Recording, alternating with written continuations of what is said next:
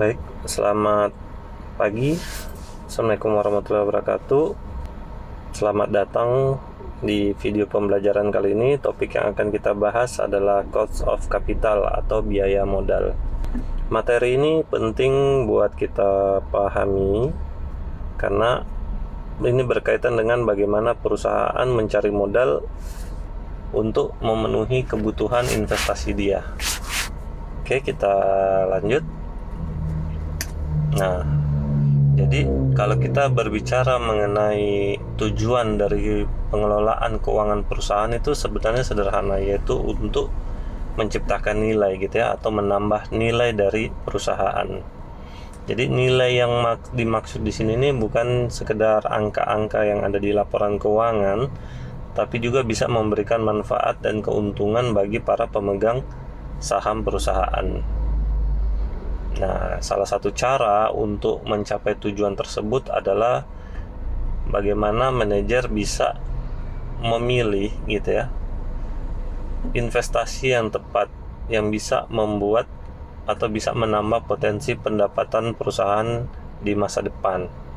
Kita ambil contoh pada tahun 2012 Facebook ya membeli Instagram dengan nilai sebesar 1 miliar US dollar.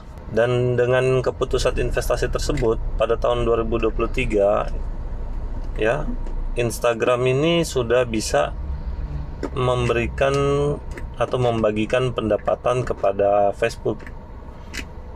Salah satu yang terbesar dari sumber pendapatan Facebook yaitu sebesar 49,8 miliar US dollar. Nilai dari Instagram itu sendiri saat ini setelah 10 tahun itu sudah mencapai sekitar 100 miliar US dollar. Ini menunjukkan bahwa keputusan investasi yang dilakukan oleh Facebook ini termasuk keputusan investasi yang tepat karena bisa menciptakan atau menambah nilai bagi perusahaan. Nah, tapi untuk setiap keputusan investasi ini ada biaya yang harus ditanggung oleh perusahaan. Oke. Nah, kita akan mulai membahas mengenai cost of capital atau biaya modal gitu ya. Jadi secara definisi biaya modal ini adalah biaya yang harus dibayar oleh perusahaan oleh aktivitas mendapatkan modal gitu ya. Nah, jika kalau kita lihat kasusnya Facebook tadi, dia kan membutuhkan biaya sebesar 1 miliar US dollar gitu ya. Nah, untuk membeli Instagram. Pertanyaannya, dari mana dia mendapatkan uang 1 miliar tersebut? Nah, jadi untuk mendapatkan sumber modal ya untuk kebutuhan investasi perusahaan itu ada dua sumber, yaitu dari ekuitas perusahaan atau dari modal sendirinya dan dari liabilitas atau dari pinjaman atau utang. Nah, ekuitas atau modal sendiri perusahaan itu kalau dia berbentuk PT berarti kan dalam bentuk saham gitu ya. Nah, saham sendiri terbagi menjadi dua, yaitu saham biasa dan saham preferen. Nah, perbedaannya kalau saham preferen ini dia memiliki karakteristik gabungan antara saham biasa dan pinjaman. Oke.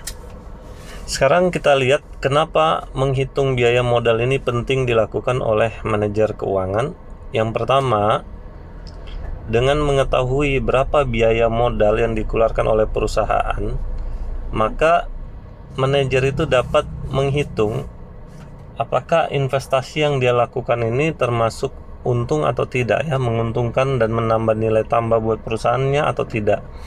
Tentu dengan membandingkan antara tingkat pengembalian yang dihasilkan oleh investasi tersebut dibandingkan dengan biaya modal yang dikeluarkan perusahaan untuk mendapatkan modal investasi.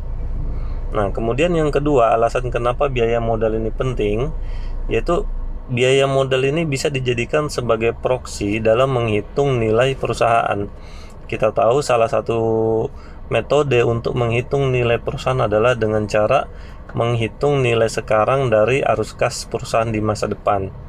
Nah, dalam menghitung nilai sekarang itu kan kita membutuhkan suatu komponen yang namanya discount rate. Jadi biaya modal atau cost of capital ini bisa dijadikan sebagai pengganti discount rate dalam menghitung nilai perusahaan. Kemudian yang ketiga, biaya modal ini bisa dijadikan sebagai dasar bagi manajer keuangan untuk mengelola resiko investasinya dia. Jadi dia bisa melihat sumber-sumber modal mana yang memiliki resiko yang bisa diukur oleh perusahaan gitu ya. Jangan sampai sumber modal tadi memiliki resiko keuangan yang cukup tinggi buat perusahaan. Oke, kita lanjut. Nah, metode untuk menghitung biaya modal atau cara untuk menghitung biaya modal itu adalah dengan menggunakan WACC atau Weighted Average Cost of Capital. Jadi kalau di bahasa Indonesia kan berarti biaya modal rata-rata tertimbang. Nah, metode ini memperhitungkan biaya modal yang diperoleh dari utang atau debt, biaya modal yang diperoleh dari saham preferen, dan biaya modal yang diperoleh dari common equity atau dari saham biasa. Setiap biaya modal dari sumber masing-masing tadi itu kita akan kalikan dengan bobot atau proporsi modal tersebut dalam keseluruhan modal perusahaan. Kita lihat contoh ilustrasinya di sini. Jadi misalnya ada perusahaan ya yang sumber modalnya itu terbagi menjadi 3, di mana 50% sumber modalnya itu berasal dari saham biasa atau ekuitasnya, kemudian sebanyak 10% itu dari saham preferen, dan 40% dari utang atau dari pinjaman. Maka untuk menghitung biaya modal rata-rata tertimbangnya, kita tinggal mengalihkan bobot dari masing-masing sumber modal tadi dengan biaya modal dari sumber modal tersebut. Oke, kita masuk yang pertama ya. Bagaimana menghitung biaya modal kalau sumber modalnya itu dari utang atau debt. Nah, untuk menghitung biaya modal dari utang, itu rumusnya adalah RD dikali 1 kurangi T. RD di sini adalah tingkat bunga yang harus dibayarkan oleh perusahaan. Kita tahu bahwa kalau kita meminjam uang, tentu ada biaya yang kita tanggung, yaitu biaya bunga. Jadi kalau kita minjamnya 1 juta, kita kembalikannya biasanya 1.100.000 atau 1.200.000. Nah, 200.000-nya inilah yang disebut sebagai biaya dari utang. Ya. Kemudian di sini RD ini atau tingkat bunga ini kita kalikan dengan 1 dikurangi T. Nah, T di sini adalah tarif pajak yang harus dibayarkan oleh perusahaan. Kenapa dikalikan dengan 1 kurangi T? Karena dalam perhitungan pajak perusahaan, pembayaran bunga pinjaman itu bisa dijadikan sebagai pengurang pajak, gitu ya. Jadi perusahaan yang memiliki utang dan harus membayar bunga pinjaman itu akan membayar pajak yang lebih sedikit. Nah, oleh sebab itu untuk menghitung biaya dari modal utang itu sendiri, kita mengalihkan tingkat bunga setelah dikurangi dengan kemudahan pajak yang diperoleh oleh perusahaan. Nah, kemudian untuk menghitung biaya modal kalau diperoleh dari sumber saham preferen. Nah, rumusnya itu sederhana, kita tinggal membagi antara berapa dividen dari saham preferen tersebut dengan harga dari saham preferen tersebut. Oke, next. Nah, sekarang bagaimana menghitung biaya modal kalau menggunakan modal sendiri atau uang sendiri?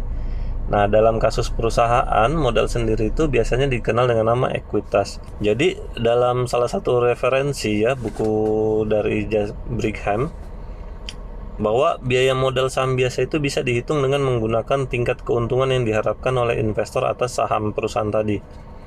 Nah, berarti kalau kita buat rumusan matematikanya, biaya modal saham biasa itu sama dengan menghitung expected return buat saham. Ya, dimana kita tahu untuk menghitung expected return saham itu bisa menggunakan 3 metode, yaitu menggunakan CAPM, bisa juga menggunakan bond yield plus risk premium, gitu ya, atau dengan menggunakan metode discounted cash flow. Ini adalah formula matematika untuk masing-masing metode tadi. Kita tidak akan membahas semuanya secara detail, mungkin di video yang berikutnya. Nah, kita untuk materi kali ini kita akan menggunakan metode yang ketiga ya, dividen discount model atau yang model Gordon ini ya. yang RS sama dengan dividen di tahun depan dibagi dengan harga saham hari ini ditambah dengan expected growth atau tingkat pertumbuhan yang diharapkan oleh investor di masa depan. Oke, kita langsung saja pada contoh bagaimana menghitung biaya modal untuk perusahaan. Anggap ada sebuah perusahaan bernama PT Maju Bersama yang memiliki komposisi modal sebagai berikut. Dia punya utang sebesar 600 juta dengan tingkat bunga sebesar 12% per tahun. Kemudian dia juga punya sumber modal dari saham preferen sebesar 300 juta, di mana saham preferen ini membagikan dividen sebesar 18.000 per lembar, dan harga pasar dari dividen dari saham preferen ini adalah 180.000 per lembar. Kemudian perusahaan ini juga punya ekuitas dalam bentuk saham biasa sebanyak 900 juta. Nah, untuk tahun berikutnya, tahun depannya itu diprediksi perusahaan akan membagikan dividen sebesar 6.000 per lembar. Nah, harga saham hari ini yaitu sebesar Rp60.000 dan pertumbuhan dividennya diperkirakan setiap tahunnya sebesar 6%. Nah, kemudian komponen berikutnya yang diketahui adalah tarif pajak corporate atau tarif pajak buat perusahaan adalah sebesar 25%. Nah, dari data-data ini kita akan mencoba untuk menghitung berapa biaya modal dari perusahaan ini ya, WACC-nya seperti apa dengan metode WACC. Nah, langkah pertama yang harus kita lakukan adalah kita menghitung biaya modal untuk masing-masing sumber modal tadi. Kita tahu tadi sumber modalnya ada 3 ya, dari utang, dari saham preferen, dan dari saham biasa.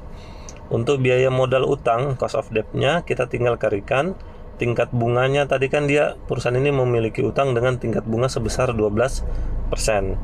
Ya, kemudian kita kalikan dengan 1 dikurangi tarif pajak perusahaan sebesar 25% atau 0,25. Jadi setelah kita hitung ternyata biaya modal untuk utang perusahaan ini adalah sebesar 9%. Kemudian biaya modal saham preferen itu dihitung dengan cara membagi antara dividen dari saham preferen tadi dengan harga saham preferen tadi. Nah, di sini diperoleh angka sebesar 10%. Kemudian untuk biaya modal ekuitas sendiri saham biasa, kita menggunakan metode dividen discount model atau model Gordon gitu ya. Kita membagi antara dividen yang akan diperoleh investor pada tahun berikutnya yaitu sebesar Rp6.000 dibahagi dengan harga saham perusahaan hari ini yaitu sebesar 60.000 per lembar ditambah dengan potensi kenaikan dividen setiap tahunnya yaitu sebesar 6% atau 0,06, sehingga kalau kita hitung akan diperoleh angka sebesar 16%. Jadi di sini kita sudah mendapatkan ini biaya modal untuk masing-masing sumber modal. Langkah berikutnya kita tinggal menghitung berapa bobot dari masing-masing sumber modal tadi terhadap keseluruhan modal perusahaan. Jadi di sini ada data gitu ya, utang sebesar 33% atau 0,33, kemudian saham preferen itu dia punya proporsi dari keseluruhan modal sebesar 0,17 atau 17%, dan saham biasa sebesar 50% atau 0,5, di mana total modalnya adalah 1,8 miliar. Nah, setelah kita mendapatkan bobot dari masing-masing sumber modal, tinggal kita kalikan dengan biaya modal dari masing-masing sumber modal tadi. Ya, WACC-nya berarti adalah sebesar 12,66%. Ini artinya dengan komposisi modal yang dimiliki oleh perusahaan saat ini, perusahaan itu harus berinvestasi pada investasi-investasi yang memberikan return gitu atau keuntungan di atas 12,6%. Baru bisa memberikan nilai tambah bagi perusahaan.